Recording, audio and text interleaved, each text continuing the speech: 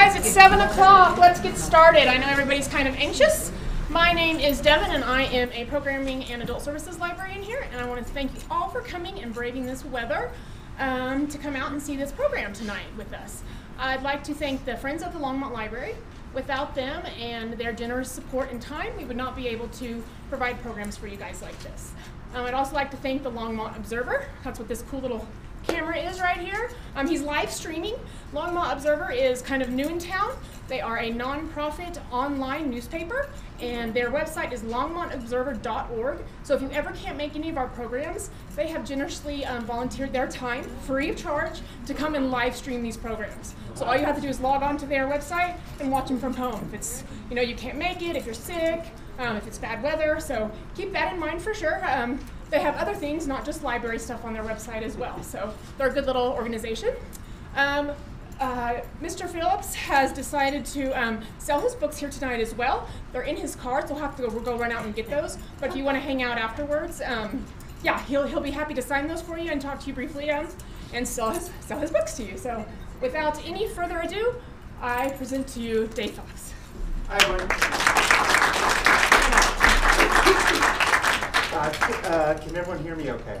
Okay, they gave me this funny little microphone. It feels very strange. So thank you, everyone, for coming out, and thank you to the Longmont Observer for being here. It's an exciting experiment in nonprofit community-based news, which we really, really need right now because a lot of our old way of doing things is kind of falling apart. So let me tell you a little bit about myself before I get started.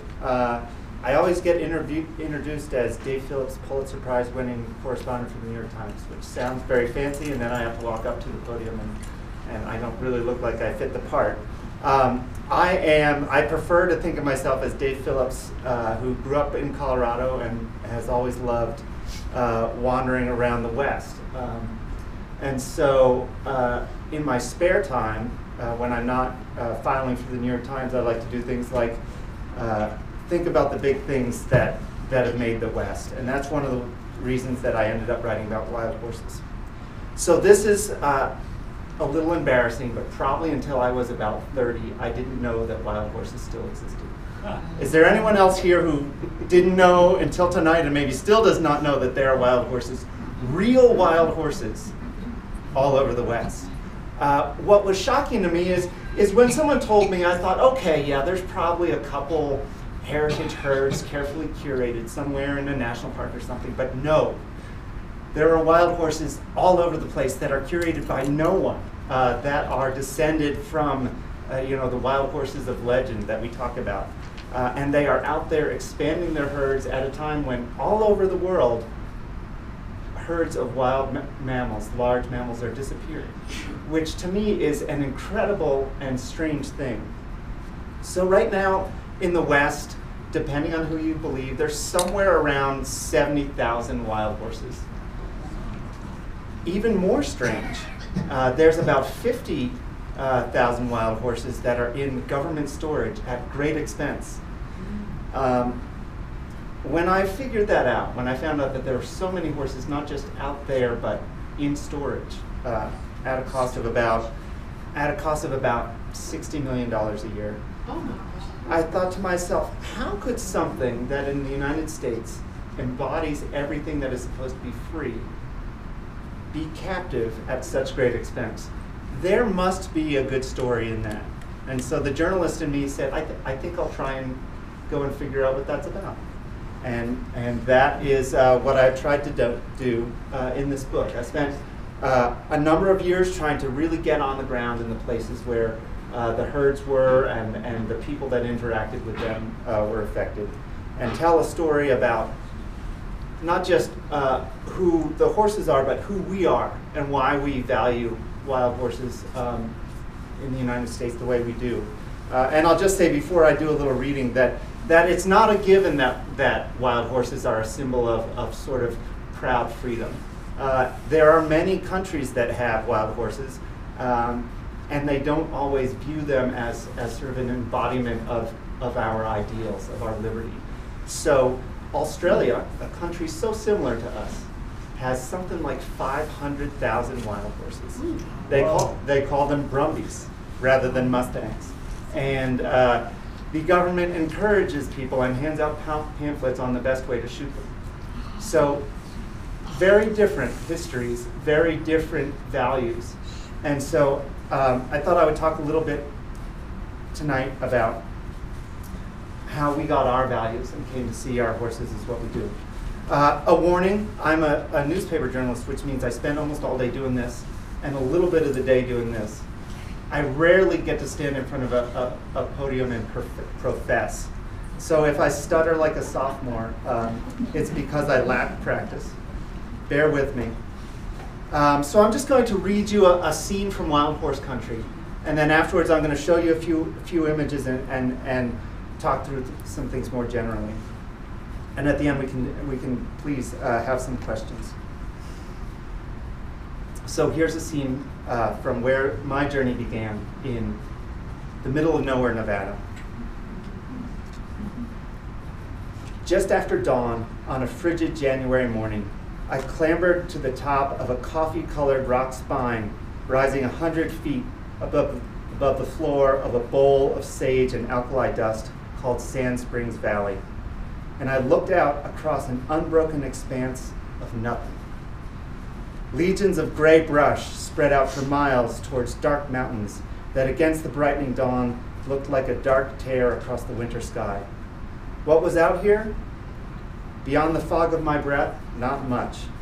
Sand Springs is one of those rare scraps of American West that has changed little since the glaciers receded. There are no towns, no houses, not even a shack. I saw no fences, no power lines, no road signs, no roads. There were no blinking antenna spires on the horizon, no cell towers, not even really a tree. All the bars on my cell phone had long since disappeared, and the radio was static. Most of the mountains fencing in the valley were not just unvisited, but also unnamed. I had bumped in on a dirt road that had turned into a gravelly track, then shrunk to 2 ruts. Brush screeched along the belly of my truck, and the smell of crushed sage under the tires rose up as thick as incense. It was the kind of place where, if you broke down, you could wait days for help before just deciding to walk out on your own. I was there for one reason. I had really wanted to see wild horses, and this was the place to do it. Wild horses. Just saying the word sets off a stampede of images, echoing box canyons and dusty blue mesas, hooves flying over the golden grass, a rearing stallion, speed and strength and cliffs and cactus, lonely places where big skies define the day and coyote songs define the night, wild places forever beyond the grip of civilization. Wild horses. Even if you have never seen one, chances are if you grew up in the United States, you know what they mean. They are freedom. They are independence. They are a ragtag group of misfit immigrants. They are the low-born outsiders whose worth springs just from living a simple life. In short, they are us. Or at least they are what we tell ourselves we would like to be. If you think I'm laying it on a little thick, consider this. There are only 2 animals for which the United States Congress has ever specifically passed laws. The first is the bald eagle. The second is the wild horse. And yes, unusual as it sounds, the United States still has wild horses. Real wild horses. Not just a few relics carefully curated in a national park, but tens of thousands. They roam free, cared for by no one, and controlled by no one, nearly as wild as the deer and the antelope. Even in the 21st century, when the wild is steadily disappearing, wild horses are not just surviving, but thriving. They are expanding. What a wonderful and strange thing. Today, wild horses still roam on more than 31 million acres in parts of 10 western states, but few people will ever see one, because wild horses generally live where we do not. The empty spots on the map, remote scraps too dry or rocky or hot, or perhaps all of the above to be of much use. They once roamed the whole West, from the Great Plains to the Pacific, but they have been driven to the sharp-angled remnants, where there is still room for things to be wild. Rim rock, cedar breaks, salt flats, shale barrens. Almost any unwanted scrap where open space reigns and order and fences are scarce, you will find them. Badlands, sage flats, even nuclear test sites and missile ranges. These are the parts of America most people only see from plastic airline portholes at 30,000 feet, where gradually the land shrivels and the grid of roads breaks down until it is just mountains and canyons crossed by a few lonesome strands of highway. Almost all of Wild Horse Country is located in the dry bowl of land between the Rocky Mountains and the Sierra Nevada. This collective group of relatively pristine remnants goes by many names. On my repeated visits, I began to refer to it simply as Wild Horse Country. The official government names of the designated wild horse areas in Wild Horse Country give some taste of the landscape. Lava beds, slate range, high rock, rocky hills, sand canyon, sand basin, black mountain, dead mountain. Just reading these names makes you thirsty. They are names that map out the history of people who came looking for something, but found only what the curator of a one-room roadside Nevada history museum described to me as nothing but miles and miles of miles and miles. They are names of want, failure, hideouts, last stands, and wind. Names of places even the hardy homesteaders we learn about in school sized up and then passed over. Stinking water, salt wells, rattlesnake, dogskin, Devil's Garden, Murderer's Creek, Dead Man's Valley, Confusion, Harvey's Fear. It is not the land the horses chose. It was just the land that was left to choose. Hardscrabble islands of desiccated emptiness that herds were pushed into. Put together the patchwork where the horses are now found in the West, and you have an area about the size of Alabama and a human population near zero. That's Wild Horse Country. The legend of the wild horse, all that stuff about freedom and toughness, which secured its place as an American icon, it is well deserved. Like nearly all Americans, the wild horse is an immigrant, and like many, it prospered through sheer grit. The herds on the land now are descendants of painted war ponies that allowed a few thousand native warriors to hold off an industrialized American army. They are also the descendants of the cavalry mounts that chased down Crazy Horse and cornered Geronimo. They are the descendants of the Pony Express runners that whisked messages from the Mississippi to San Francisco in 10 days. And they are the descendants, and they are the cowboys' tireless sidekicks in the great cattle drives. Somewhere back in time, they all descended from domestic horses, many of them Spanish blood, but likely as many more from American stock. What you see on the range are the ones that got away, the refugees, the outcasts, the fugitives. Their toughness is legend. One newspaper account from the early days of the California gold rush told of a Mustang found trapped at the bottom of a well after 22 days, still doing fine. In San Francisco around that time, a Mustang rode 5 days straight during an endurance expedition. In 1897, the United States Bureau of Animal Industry sponsored a 2,400-mile race from Wyoming to Illinois. Any horse could enter.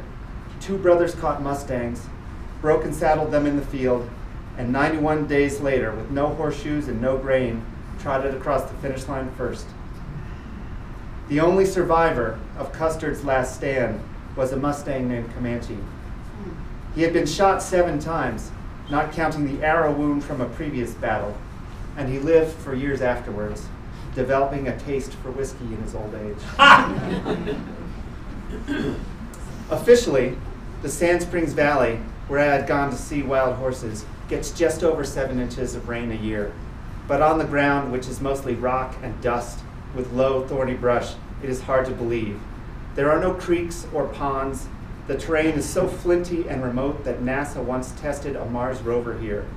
It is textbook wild horse country.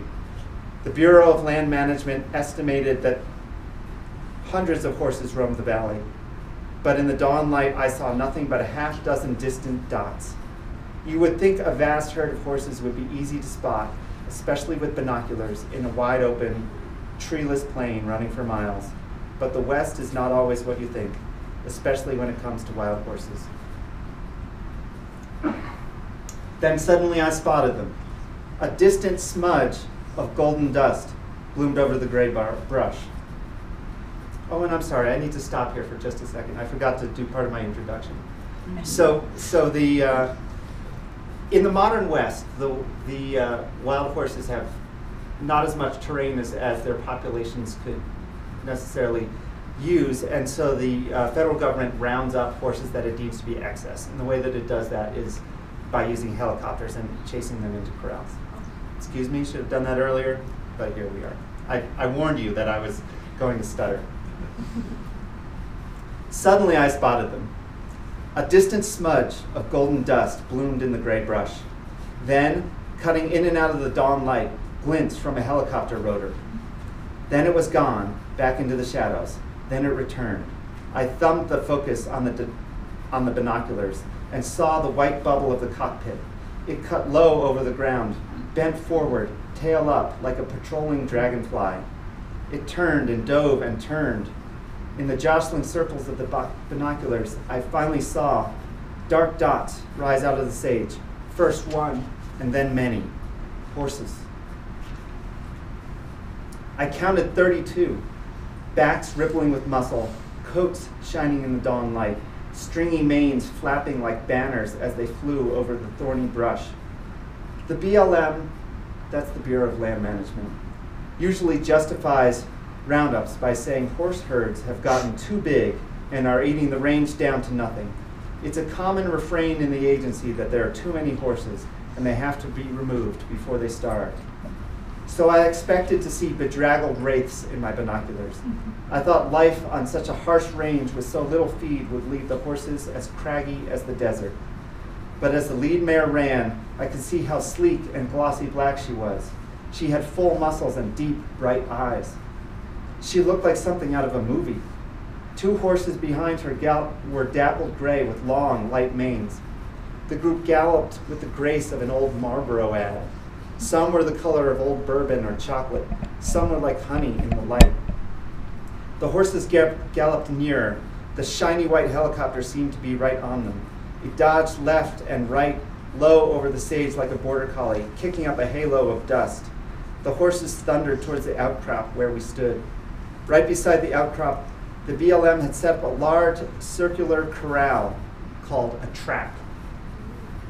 The helicopter banked from side to side, pushing the herd towards the rock outcrop, letting not one escape. Down below, two cowboys in chaps and hats crouched in the brush near the wings of the trap. One held a, In the end, it seemed too easy. The helicopter brought the herd right up against the steep side of our rocky spine, then flared to scare the horses left into the wings of the trap.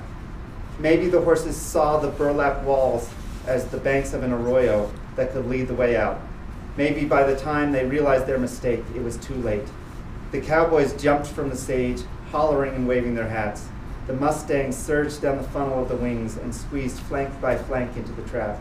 The chopper flared once more to scare them all the way into the corral, and a cowboy ran in and closed the gate.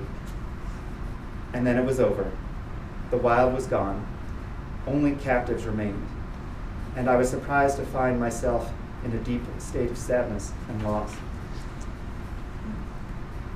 Once through the mouth of the trap, the horses swirled in confusion, turning and turning in their circular corral, looking for a way out before they finally came to a stop. I could hear their hooves clomp, turning in the desert dust. Steam rose from their hot, exhausted backs. The echoing shriek of a stallion cut the desert air, then two more. The clang of a horse against metal fence rang against the stones. Some were trying to escape. I watched the open desert beyond to see if any would clear the fence, but I only saw sage. The helicopter roared back over our heads and out into the desert for another round. I stayed and watched all day as it made trip after trip. In 8 flights, the crew brought in 121 horses from a valley that, to me, had looked empty. One horse, trying to escape, rammed into the corral and broke its neck. The cowboys came out and shot it. As the sun slid low over the far side of the valley, some of the horses were pushed up a ramp onto a waiting semi-trailer. The truck pulled away with a loud gasp and headed down one of those long, straight, empty wild horse country highways. I asked the BLM employees gathered with me where they were going. They go for adoption, one said. And what if no one adopts them, I asked. Then they go into storage, he replied. I'm going to stop there, and don't worry, I won't leave you hanging about details of storage, but I don't want to get ahead of myself. Hopefully I can figure out how this works. So now I'm going to do a little bit of less formal talking through things. Let's see. I don't think that's where we're supposed to end. I'm going to take questions at the end unless you think it's really brief and important. Okay. Hang on, I'm just making, okay, that is the right way. Okay, great. So the question is, if we have all these wild horses in the United States, where do they come from, right? That's the first question that we should ask. And what I was amazed to find out was that they come from the United States. They are both an introduced species and a native species. So this is really interesting. What you're looking at here is Heracitherium. He is the first horse who developed probably somewhere around Wyoming about 55 million years ago. And the fossil record of Wyoming is just covered with these things. They're like squirrels in suburbia. They were all over the place. And at the time, North America looked probably like the Amazon basin. Very warm, very moist, deeply forested. And they were little nibblers of leaves. To give you a sense of their size, people also often say cat, but I was able to go out into the fossil beds and find one of their jaws. This is just a piece of it, but that gives you an idea of how small they really were. Probably a small cat at times. So what's interesting is that for the next 50 million years,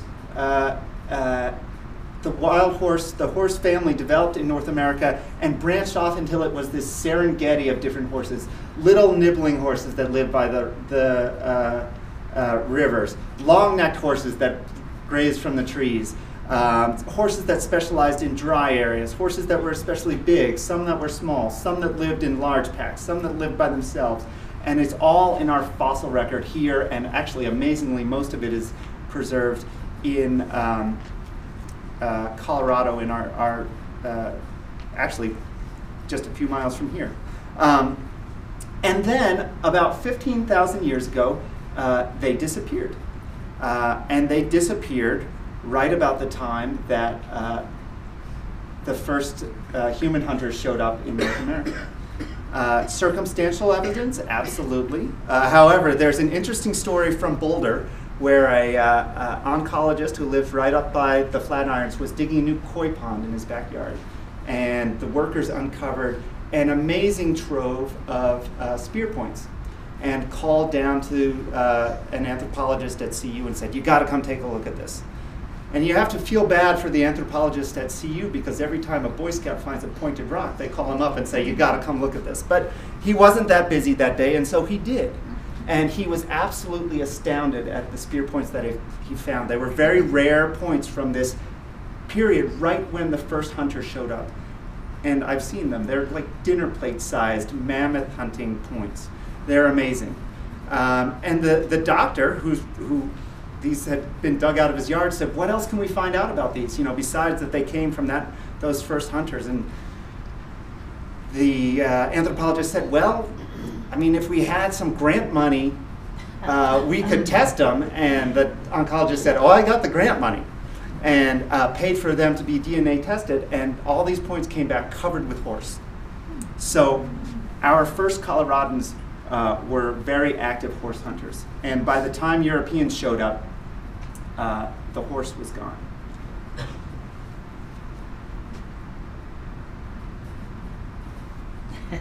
Interestingly, while this thinks about it, so let me talk to you about this missing period, because I really thought about what it means to the wild horse. Now, if there had been no missing period of when it disappeared from our native fauna, it would be considered a native species. It would be protected under our Endangered Species Act. But because it disappeared and then came back, it's considered kudzu. It's considered an invasive species, with no more protections than the pigeon.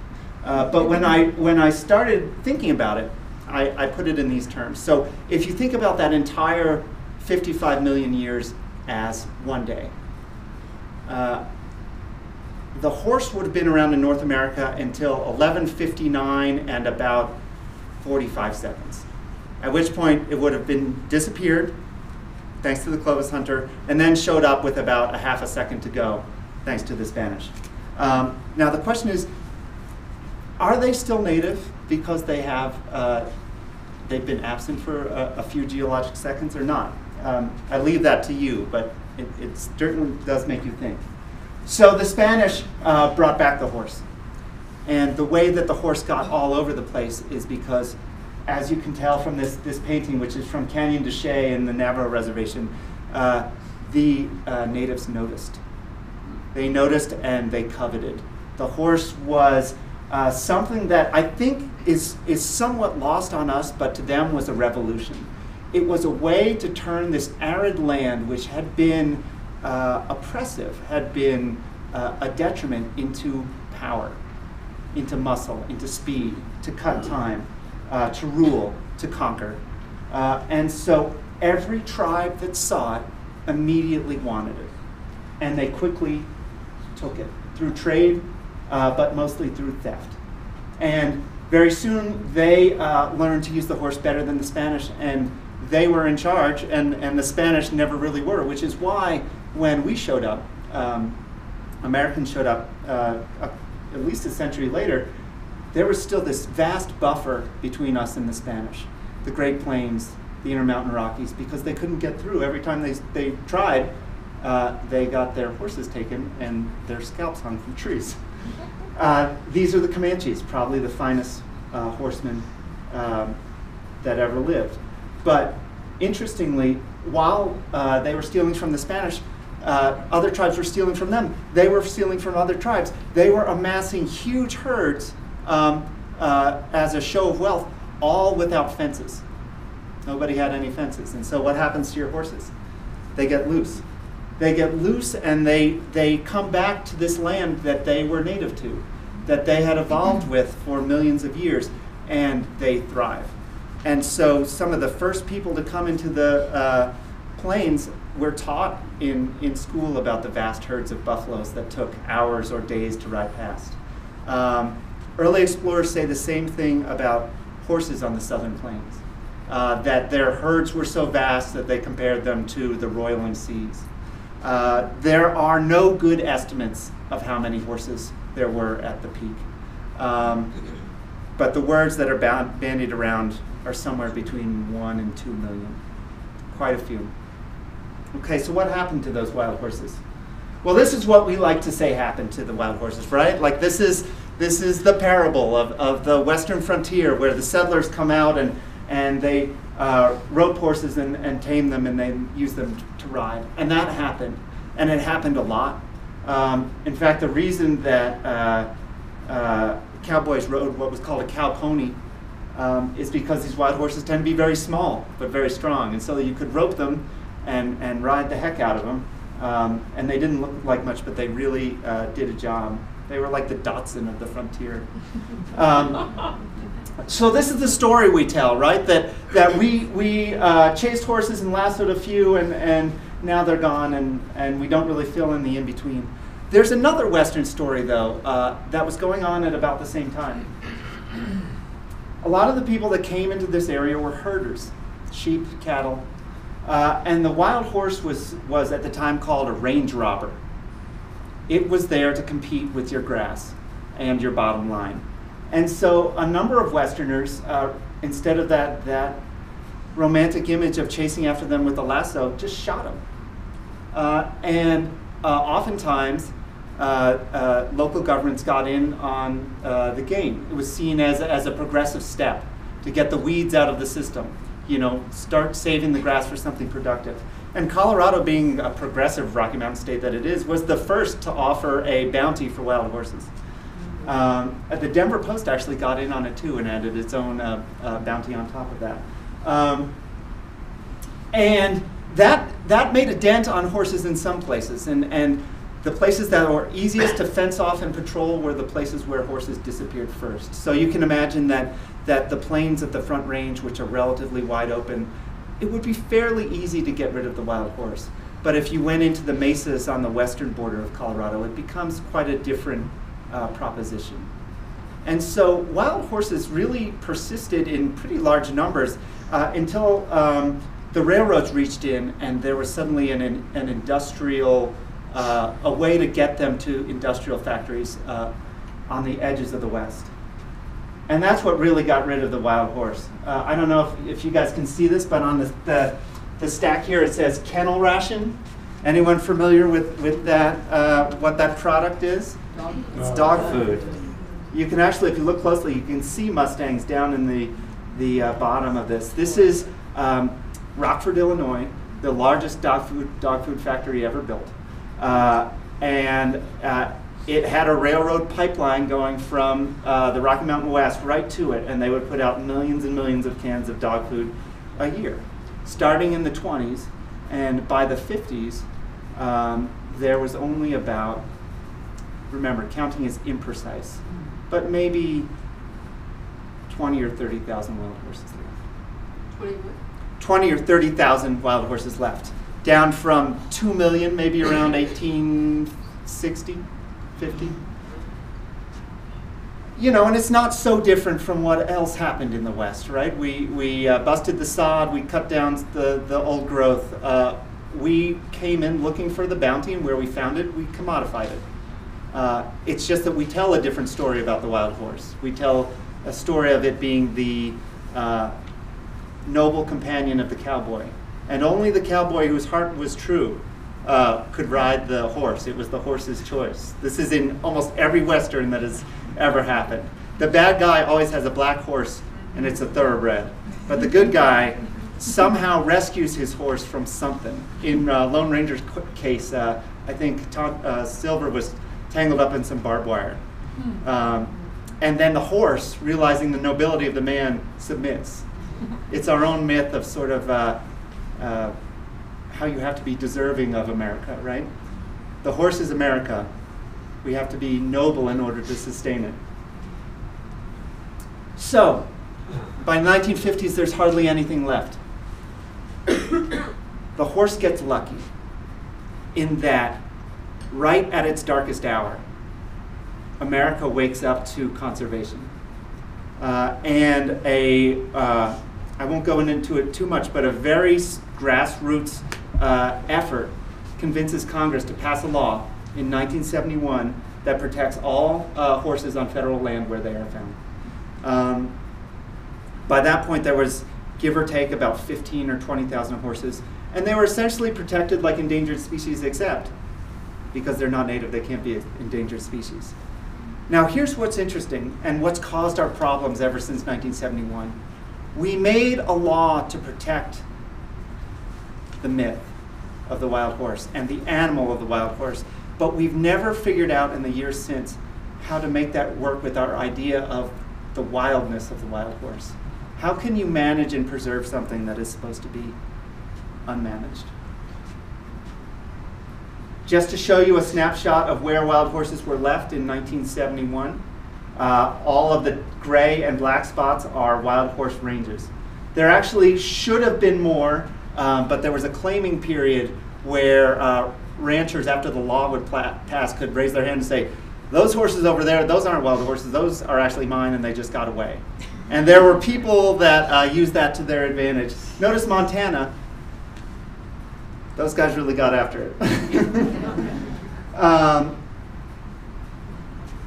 So ever since 1971, when horse populations get too big in these little squares, we remove them. And the first idea was to adopt them out. After all, these horses, if you get the right one and you get them at the right age, they can make fabulous horses. But the number of people that wanted to adopt has never equaled, or at least rarely equaled, the number of horses the government has wanted to remove. And so the government has always had an excess. What did they do with them? Well, in the 80s, they adopted them to people that trucked them to slaughterhouses. And they did this repeatedly and denied it, and then they were caught by the press, and then there were hearings and people were fired, and then they started doing it again.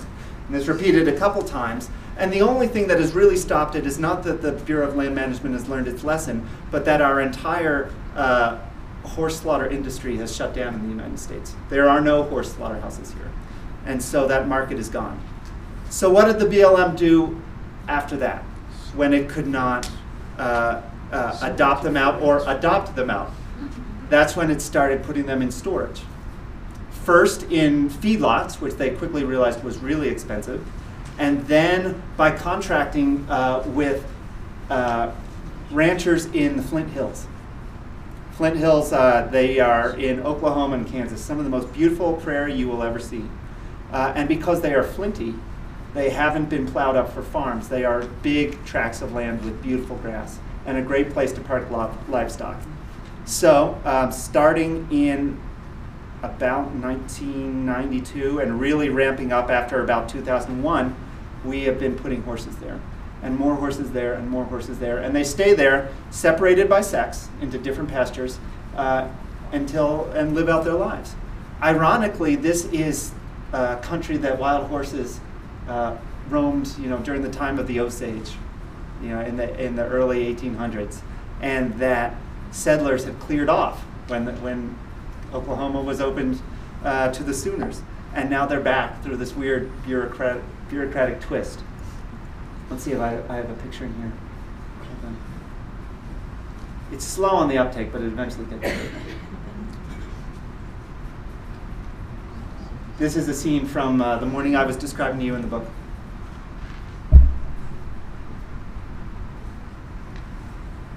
Then they're put into these metal corrals and shipped off to holding in the Midwest.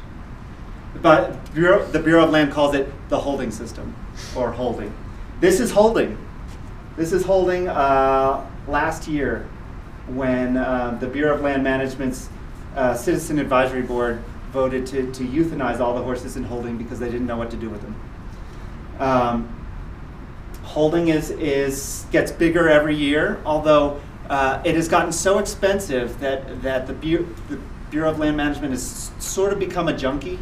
It spent so much money storing horses that it can't really afford to gather and store anymore. And so now horses are building up on the range. Now, inevitably, and I know of at least one, there are some horse advocates in the audience here that will say, hey, wait a minute, building up on the range, that's inaccurate. Let me give you a quick baseline here. So the government says there should be 27,000 wild horses on the range. Picture those little black and gray squares I had on the map. 27,000. Now, if you ask different advocacy groups, they will have different ideas of what they think the actual number should be. Right now, there are 70,000. Whatever the number is that you think is the upper limit, eventually we're going to reach it because right now we're not doing any management. We're just letting them grow in a very limited area. But what do you do? What do you do? Oh, that's my last one, so I'm going to stay there. What do you do when you have limited resources? You want to control the population, but you have to both do it humanely and you want to try and preserve the wildness, which is why we're going through all this in the first place. So at the end of my book, I'll just spoil it, so nobody has to buy it. At the end of the book, my simple idea that I put through after years of sitting out there on the range is this. I had been going through the academic literature because I had thought to myself, well, can't we just encourage predators to have a good relationship in these areas with horses? After all, these areas are in the middle of nowhere. Certainly there's mountain lions out there. And every official that I talked to said, that can't happen. That can't happen because mountain lions don't eat horses. And even if they did eat horses, maybe in Colorado where there's like cliffs and trees and stuff, they're certainly not going to do it in the middle of the desert in Nevada. So this would be a waste of time. Thank you, sit down. And so I said, okay, well, let me look at what biologists have learned about horses by watching them in the field. And I read all sorts of different studies, and they were studies about things that weren't supposed to be about mountain lions. But inevitably, the field study got messed up because too many horses were getting eaten by mountain lions. And so they had to note it in there. And so I tried to go and find out where are the places where mountain lions are actually already doing this. And what's interesting is the Bureau of Land Management, which remember has spent about $1 billion over its lifetime of this program to manage these horses, has no idea where this is happening or if it's happening. And that's because, I don't know if any of you ever had this family dynamic, but like you have the good kid in the family and the bad kid. And the bad kid, you know, you're always having to go in and talk to the principal and get him out of jail and this and that and fix the car. And the good kid just does his homework and you don't even have to pay attention to him. Well, there are there are a few herd areas in the West where there is no horse population growth, where there has not been horse population growth for decades. And the BLM doesn't know why. And the BLM doesn't care because the BLM's got other problems to worry about. But in those areas, there are mountain lions actively hunting, and it has been documented, though poorly understood. So I made the simple proposition at the end of the book. If we can encourage mountain lions, if we can find out not just where they are now, but where they could be, which I don't think is all of those gray and black squares, but I think probably might be a lot of them, we can preserve the wildness that we value. We can preserve the herds that we want to save. And we can potentially save a heck of a lot of money. So I'm going to stop there and answer questions. And then if you are interested in the book, just remember I'll have to go get them, come back. I'm happy to sign them. Thank you guys very much for staying and listening. Thank you.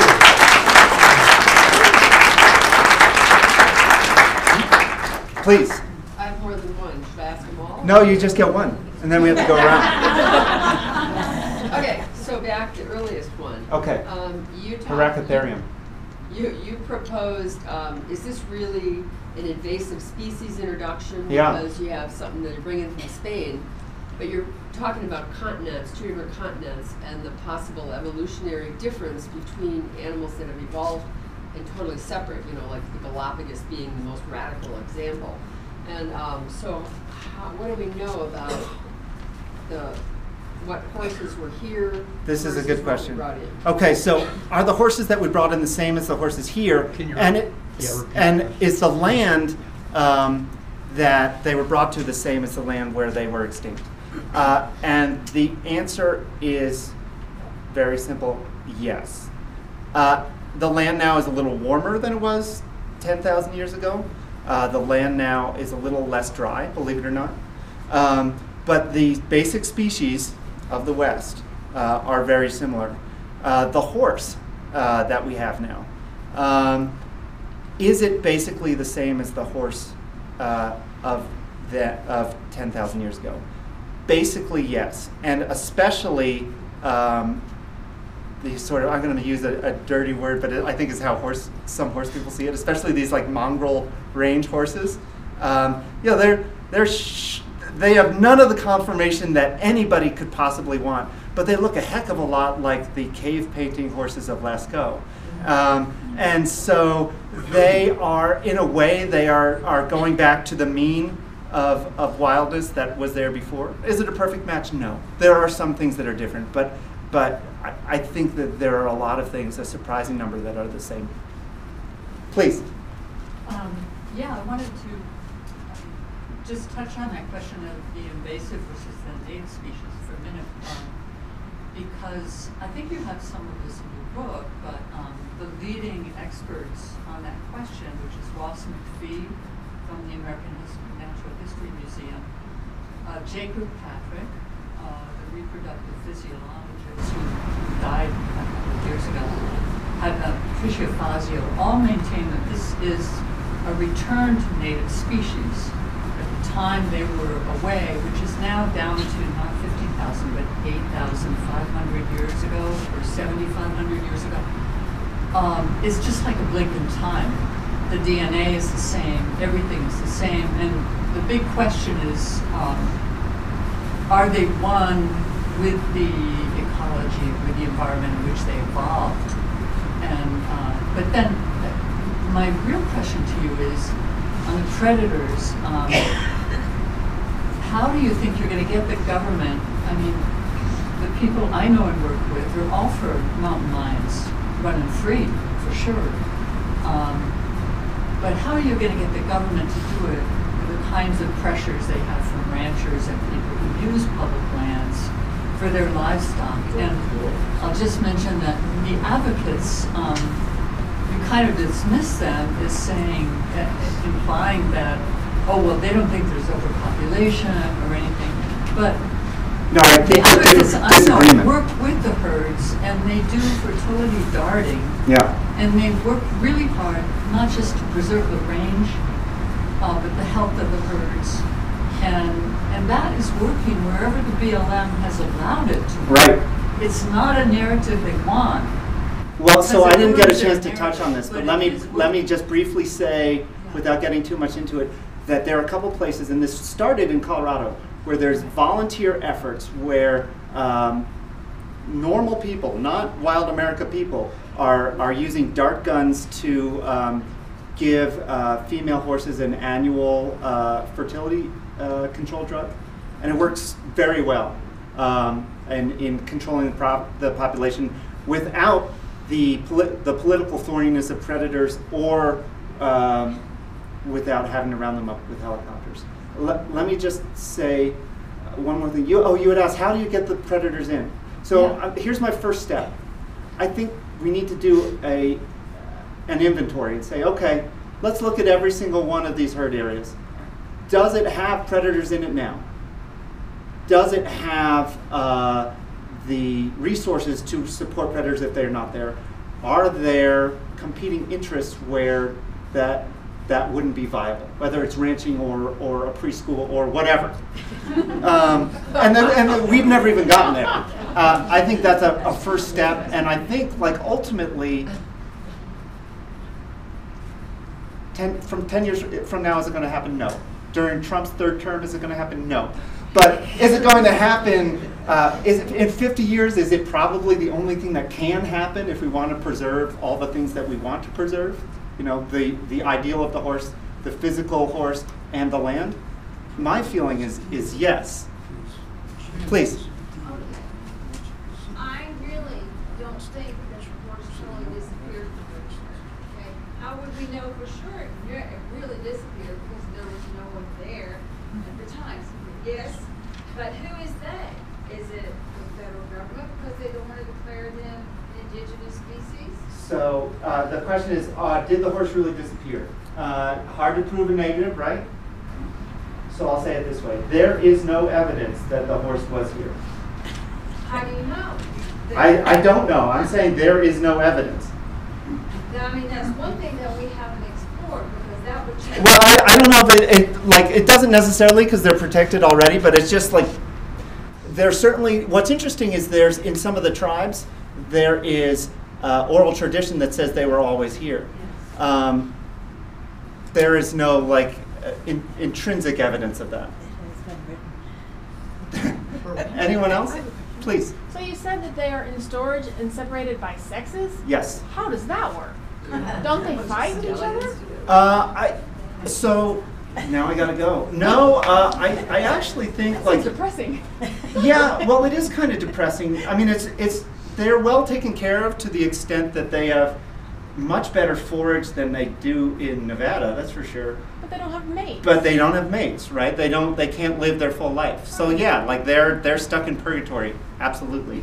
Nobody wants to end up in the holding. Married people are figured in purgatory. Why don't they neuter, why don't they castrate the horses?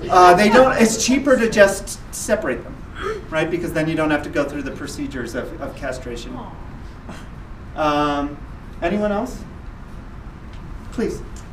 What is your opinion about the compensatory breeding of the wild mustangs? Because whenever they do a roundup, the breeding of the wild ones then just goes up exponentially. So the question is, by rounding up horses, do you then encourage the remaining herd to have a higher fertility rate? I actually don't know. I've certainly heard that. I haven't seen good science on it. Studies, yes. I've been upset during my whole process at how little research the BLM sponsors. There is some, but very little. And interestingly, I think biologists tend to stay away from the horse because it's kind of seen as a feral species. You know, so if you're interested in studying, like, you go to Yellowstone, you don't go to some place that is seen as, like, what's the word I'm looking for? Compromised by a non-native species, right? So there are very few biologists who've spent any time trying to understand wild horses.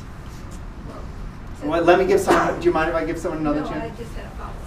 In the back? So have you been looking for people who, I mean, because couldn't somebody like submit a proposal to like the National Science Foundation based off of some of what you have in your book and like try to get funding maybe from someone other than the Biology of history.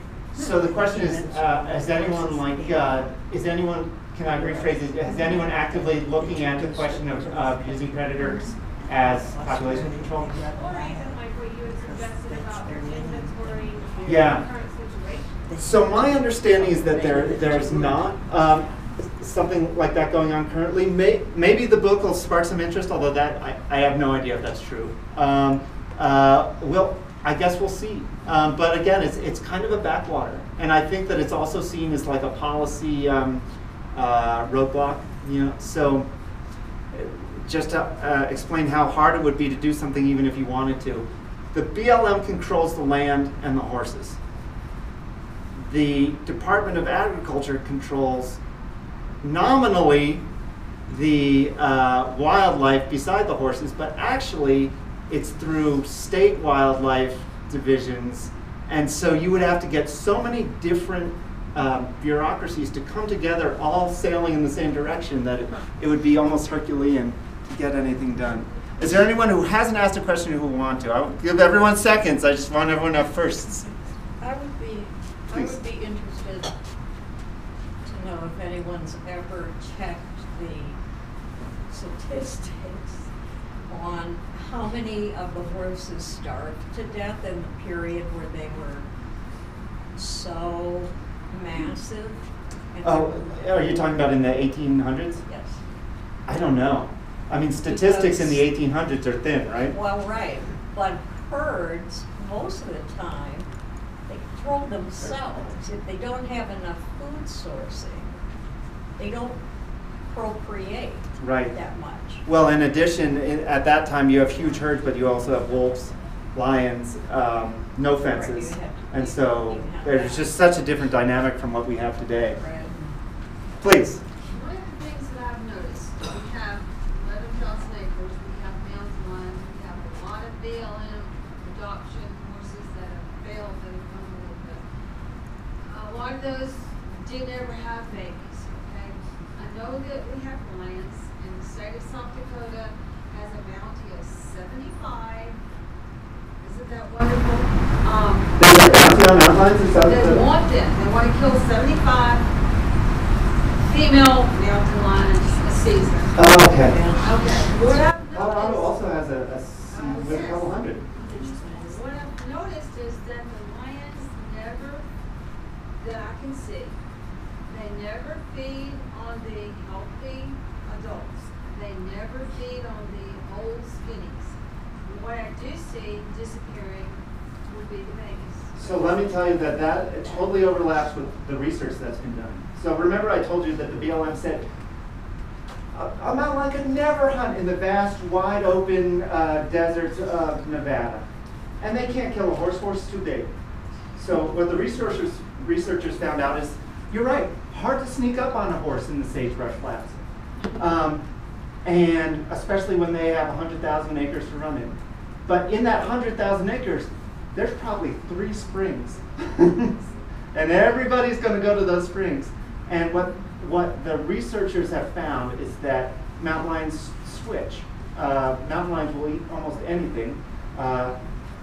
When it comes to foaling season, though, they'll eat the foals for about, from when they're born until about maybe September, when they get too big. And then they'll switch to deer or whatever they can get. But during that time, they might take a foal every week or every 2 weeks, especially if they have kittens. But it was the same cycle with the biologists who were observing this every year and always within 100 meters of the spring. So if you're only preying on the babies and you have a herd like we've done and tried to be the PCP, we're having less food supply for the predators and they're having to work harder because there's less babies. So do they move on or they stick around? No, they're still there because the lines are there because there's no people there. Yeah. So, and we don't allow hunting, but we know the lines are there. It's very difficult because they'll have a 200 or 300 mile radius. Right. And if they happen to go in a little town and oh my God. Right. Okay? But they're just looking to food. Yeah. Now, what I don't ever see them do is feeding on the horse side. Interesting. I never, now Mr. Hyde, however, had a captive mountain lion that he would pick up the deer along the road to feed them. But a mountain lion generally wants to, if I might be wrong, wants to do their own catching, their own carrying, and then they'll go and hide it. So that's why you don't always see their kill. Yeah, you just see that the young have disappeared. So I'm going to stop this because I know that it's a weeknight and people probably want to go, but if you have other questions, please stick around. I'm going to exit to get a box and then I'll be back. But thank you all for coming so much. I really appreciate it.